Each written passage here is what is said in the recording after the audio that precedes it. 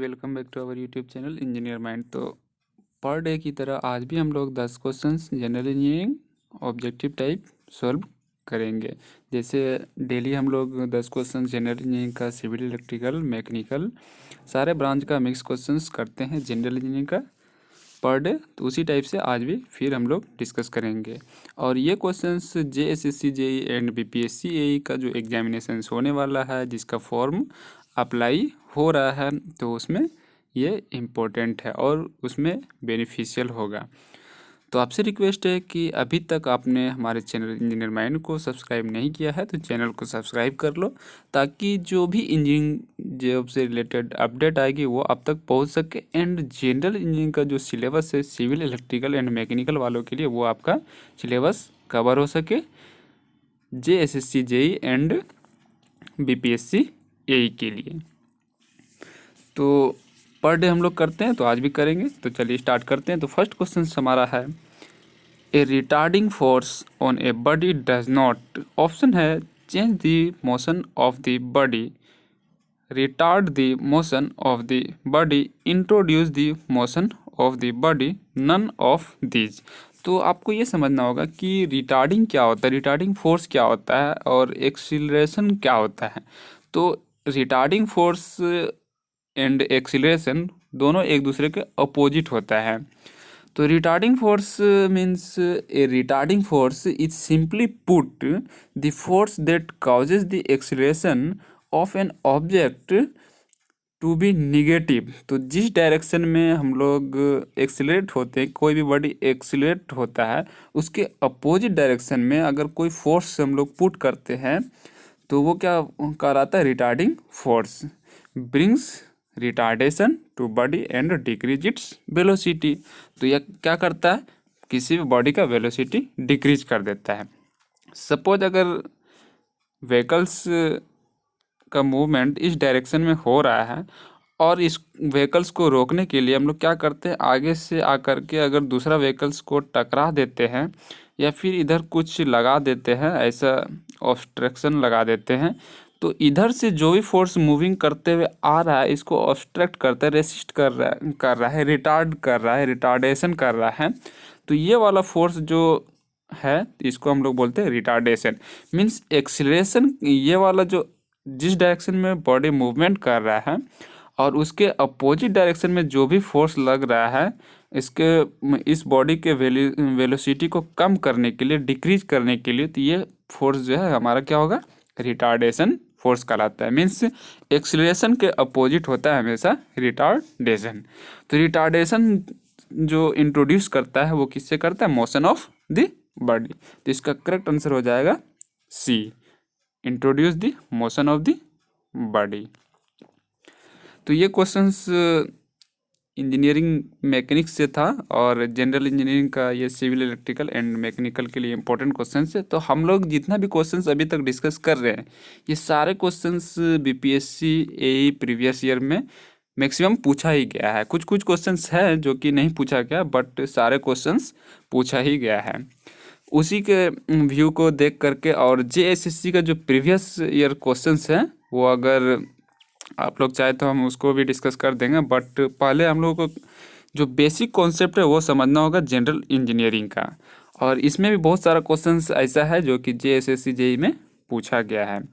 तो हम लोग डेली करेंगे और उम्मीद है फ्रेंड्स हम लोगों का सिलेबस भी कवर हो जाएगा और जितने लोग हो सके इस चैनल से कनेक्ट हो जाएं। और आप लोग भी कनेक्ट कीजिए, कोशिश कीजिए कि इसको कनेक्ट हो जाए इस चैनल से, और आप लोग कोशिश कीजिए कि ज़्यादा से ज़्यादा लोगों को इससे कनेक्ट करें, ताकि जो भी JSSC JEE and BPSC AE का प्रिपरेशन कर रहे हैं उनका सिलेबस जनरल इंजीनियरिंग का कवर हो सके। और डेली हम लोग कुछ ना कुछ जॉब अपडेट्स के बारे में अपने चैनल पर देख ही लेते हैं। इंजीनियर माइंड चैनल पर इंजीनियरिंग जॉब से रिलेटेड जितनी भी अपडेट आती है वो सबसे पहले आप तक पहुंच जाती है। अभी जैसे DSSB दिल्ली में जूनियर इंजीनियर का वैकेंसीज आया हुआ है, तो आप लोगों को पता चल गया, बट मैंने इसलिए नहीं डाला क्योंकि वो थोड़ा अदर स्टेट से रिलेटेड है। जैसे अभी बात करें तो हम लोग झारखंड बिहार का मेनली, UP का मेनली कवर करते हैं एंड छत्तीसगढ़ का भी कवर कर देते। लेकिन DSSB का जो है वो सेंट्रल बोल सकते हैं कि सबका अट्रैक्शन ऑफ माइंड वहीं रहता है, दिल्ली में कौन सा वैकेंसी निकला, तो वो सब आपके पास सबसे पहले पहुंच जाता है। खैर वो अलग मैटर है। तो फर्स्ट क्वेश्चन हमारा था a retarding force on a body does not, option है C number, introduce the motion of the body. तो इसका करेक्ट आंसर हो जाएगा introduce the motion of the body.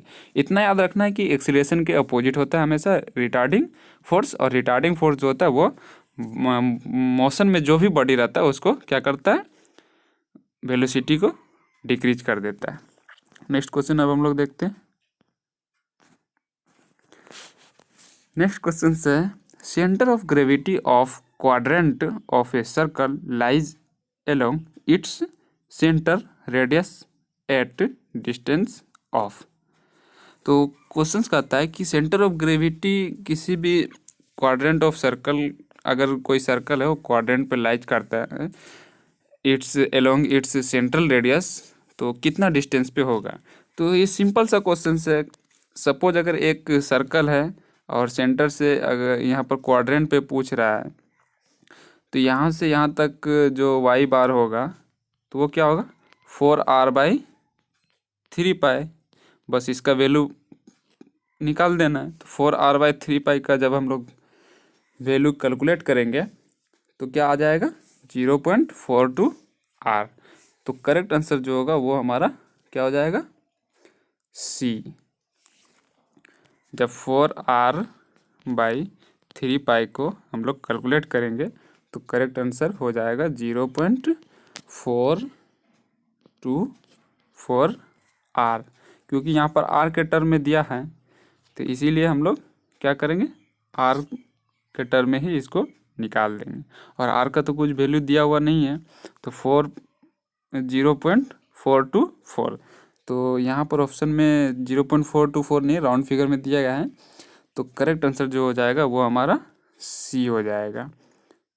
Correct answer C हो जाएगा 0.4r। कैसे होगा एक बार फिर से समझा। ये सर्कल है और यहाँ से सेंटर से आपको क्या करना है, सेंट्रल रेडियस से डिस्टेंस वाई बार निकालना है। तो 4r/3π होता है, तो इसका वैल्यू निकाल देना है 4/3π, पाई का वैल्यू पुट करके 4/3 बस निकल जाएगा हमारा। तो ये बहुत इजी क्वेश्चन था, और ये क्वेश्चन भी स्ट्रेंथ ऑफ मटेरियल्स एंड बोल सकते हैं इंजीनियरिंग मैकेनिक्स से रिलेटेड ये क्वेश्चंस पूछा गया है BPSC AE में प्रीवियस ईयर। नेक्स्ट क्वेश्चन से if two forces P and Q act on the same straight line but in opposite direction their resultant is। तो resultant of magnitude of resultant force से एक questions आपको हर एक examinations में एक question 2 question कभी कभी 5-6 क्वेश्चन इससे पूछ दिया जाता है। तो अगर आप 5-6 क्वेश्चन कर लेंगे तो 20 मार्क्स आपका बढ़ जाएगा, 15 मार्क्स बढ़ जाएगा, तो आपके लिए बेनिफिट है। तो इस फॉर्मूला को आपको पूरा कंप्लीट करके जाना है। तो क्वेश्चंस क्या कहता है, if two forces P and Q act on the same straight line but in opposite direction. दो फोर्स है P and Q जिसमें कि P बड़ा है Q से, P is greater than Q, और सेम स्ट्रेट लाइन पे क्या होता है एक्ट होता है, बट दोनों का डायरेक्शन जो है वो अपोजिट है। तो हम लोग डायग्राम से थोड़ा एक बार देखते हैं। सपोज एक फोर्स है, एक लाइन है और ये स्ट्रेट लाइन है। एक फोर्स P इधर एक्ट हो रहा है और दूसरा फोर्स Q इधर एक्ट हो रहा है इस पॉइंट से, कोई एक पॉइंट से। लेकिन P जो है बड़ा है Q से, इसका जो वैल्यू है ये ज़्यादा है इससे Q से, और दोनों एक दूसरे से अपोजिट डायरेक्शन में। तो इसका जो रिजल्टेंट फोर्स होगा वो क्या होगा। तो रिजल्टेंट फोर्स का फॉर्मूला आपको पता है क्या होता है, मैग्नीट्यूड ऑफ रिजल्टेंट फोर्स। तो R is equal to formula होता है, यहाँ पर P and Q फोर्स दिया हुआ है, R is equal to formula होता है P² + Q square plus 2p Q cos theta. तो यहाँ पर दोनों फोर्स क्या है, एक दूसरे के अपोजिट है। तो जब एक दूसरे के अपोजिट है दोनों फोर्स P एंड Q, तो इन दोनों के बीच का जो एंगल का फॉर्मेशन होगा तो कितना होगा, 180 डिग्री। तो कोस थीटा का वैल्यू पुट कर देना है। तो R इज इक्वल टू क्या हो जाएगा, रूट अंडर, तो P के जगह पर क्या होगा हमारा, P square plus Q square. अगर हमारा दोनों वैल्यू अगर निगेटिव भी आ रहा है, सपोज अगर P को हम लोग निगेटिव मानते हैं, तो P का स्क्वायर करेंगे तो ये क्या होगा, पॉजिटिव हो जाएगा। P square plus Q square plus यहाँ पर क्या हो जाएगा 2p, तो P का वैल्यू निगेटिव लिए हम लोग, तो माइनस 2p Q कोस 180 डिग्री। तो जब इसको हम लोग पुट करेंगे तो कोस 180 कितना हो जाता है हमारा, 1 हो जाता है। तो रूट अंडर जो आएगा हमारा P square plus Q square minus 2PQ। तो इसको a माइनस बी का होल स्क्वायर का फॉर्मूला पे क्या करेंगे हम लोग, पुट कर देंगे। ये फॉर्मूला होता है ना, a square plus B square minus 2ab, तो ये a माइनस बी का फॉर्मूला होता है। तो हम लोग क्या करेंगे, root under P minus Q का स्क्वायर। अब इसका जब हम लोग मीन रूट निकालेंगे P माइनस Q का स्क्वायर, तो क्या आ जाएगा हमारा, P माइनस Q का, तो P माइनस Q। तो जो रिजल्टेंट फोर्स है तो क्या हो जाएगा, P माइनस Q। तो यहाँ आप देख सकते हो ऑप्शन में है कहीं पर P माइनस Q, तो करेक्ट आंसर जो है वो हमारा D हो जाएगा, P minus Q। Correct answer जो है वो D हो जाएगा, P माइनस Q। कैसे आया वो आपको समझ में आ गया कि दो रिजल्टेंट फोर्स है, और सॉरी दो फोर्स है जो एक दूसरे के अपोजिट में एक्ट हो रहा है, लेकिन एक ही प्लेन में, सेम प्लेन में एक्ट हो रहा है, दोनों का डायरेक्शन अलग अलग है।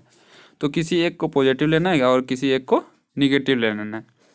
इसके बाद जो फॉर्मूला है resultant of magnitude P square plus Q square plus 2PQ cos theta, जब दोनों एक ही प्लेन में एक्ट हो रहा है तो उसके बीच का जो एंगल होगा वो 180 डिग्री होगा। तो कोस 180 डिग्री 1 हो जाता है, और सारे का वैल्यू पुट कर देना है पॉजिटिव निगेटिव करके, तो हमारा आ जाएगा P माइनस Q, जैसे अभी हम लोग किए। तो करेक्ट आंसर D हो जाएगा।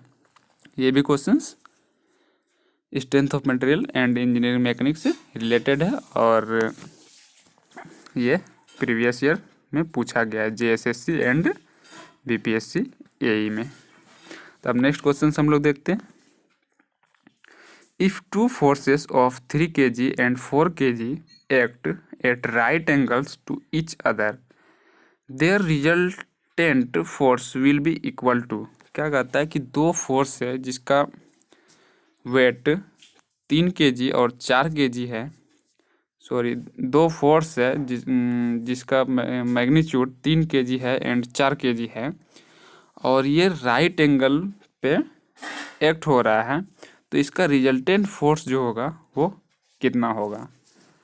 सेम क्वेश्चन से अभी जैसे हम लोग कुछ देर पहले किए, तो हम लोग पहले फिगर देख लेते हैं।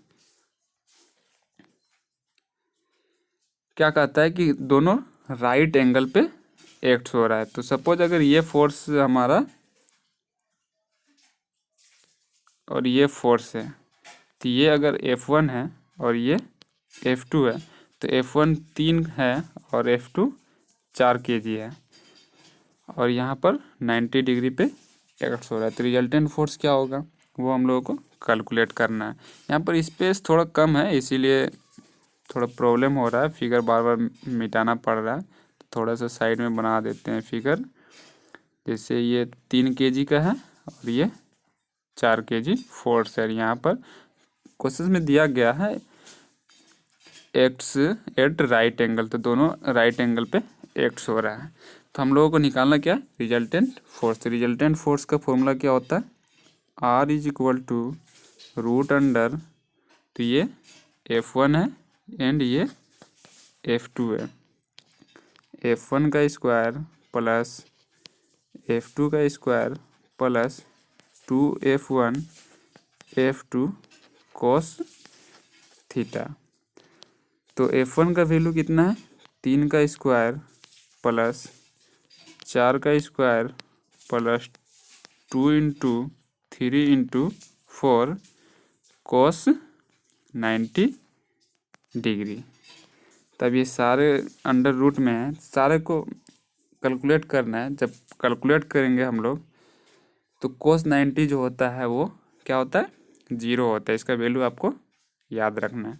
तो 3 का स्क्वायर 9 प्लस 4 का स्क्वायर 16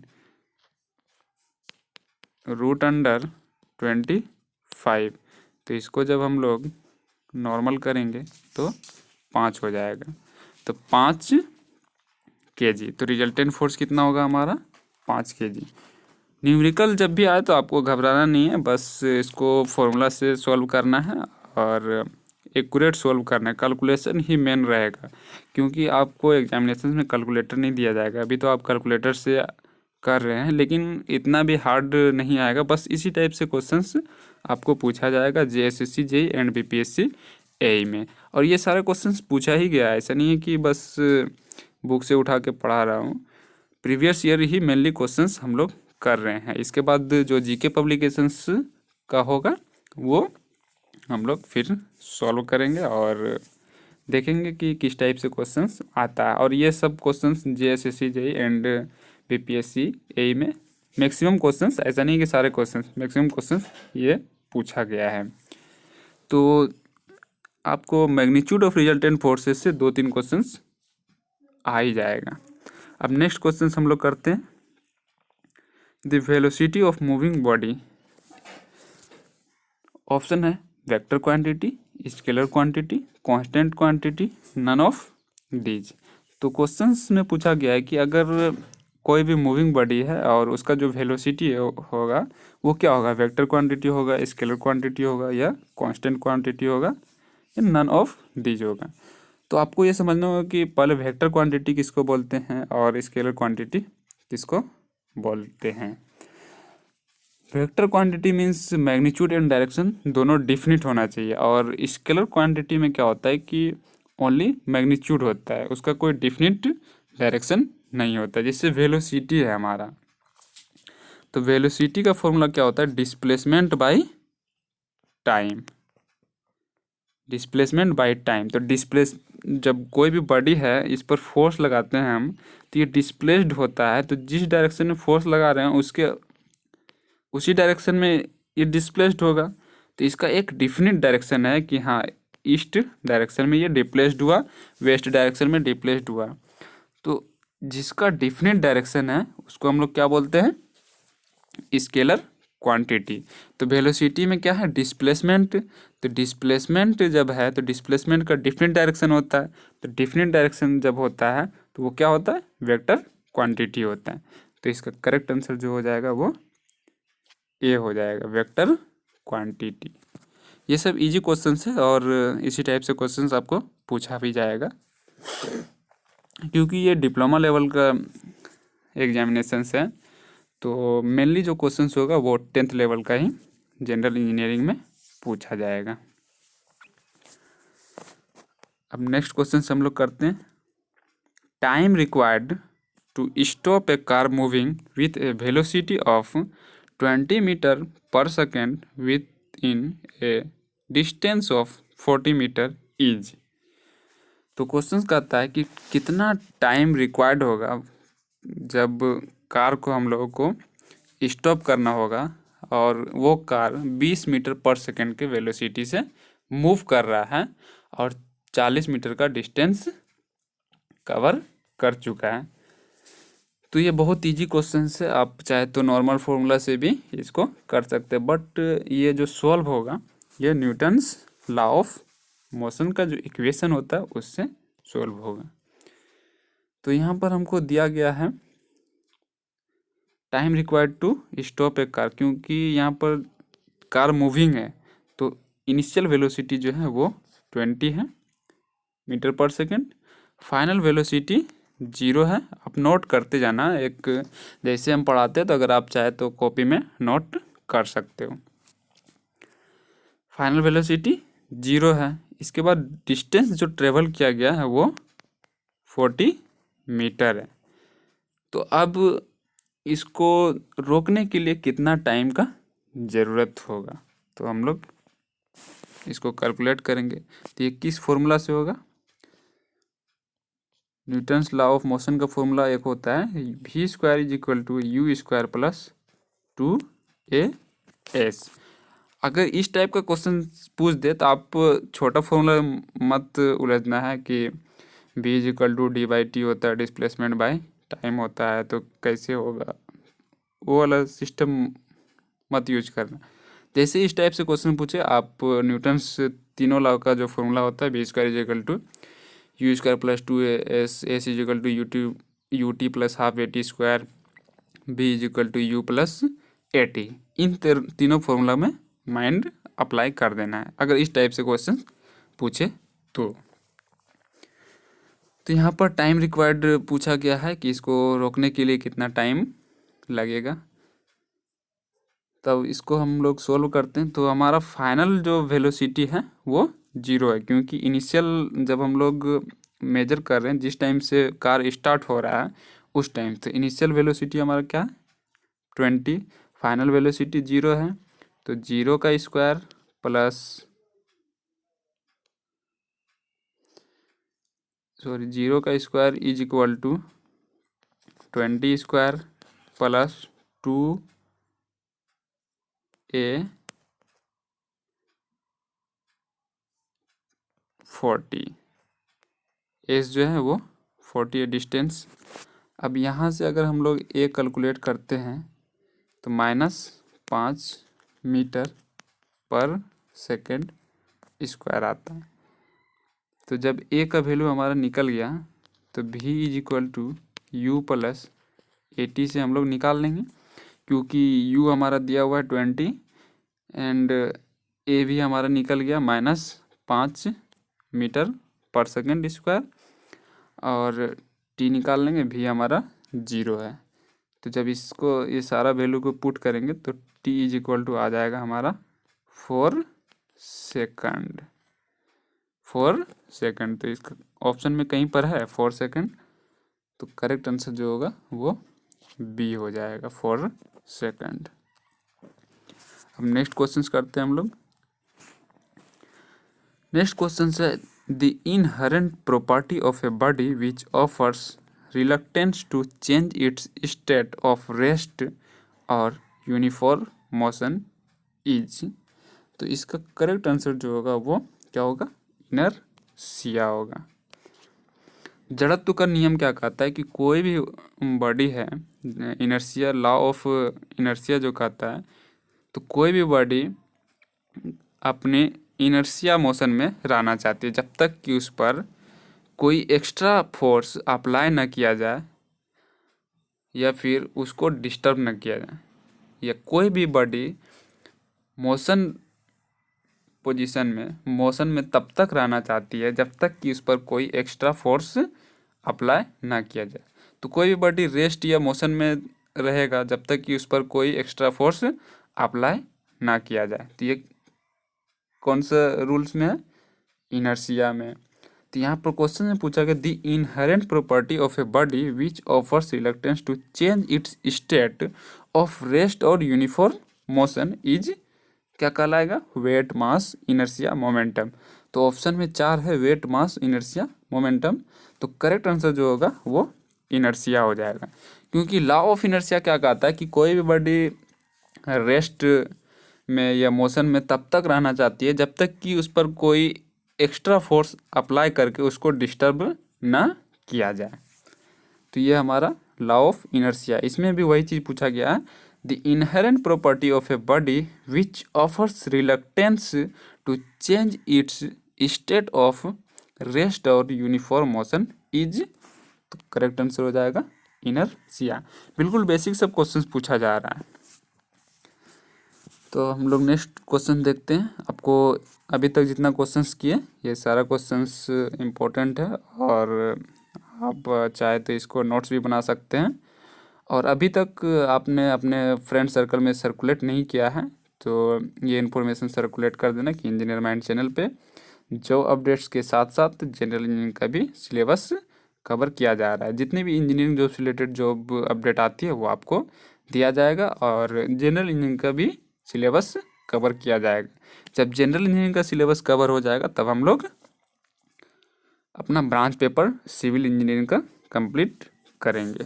तो चलिए अब हम लोग नेक्स्ट क्वेश्चन करते हैं।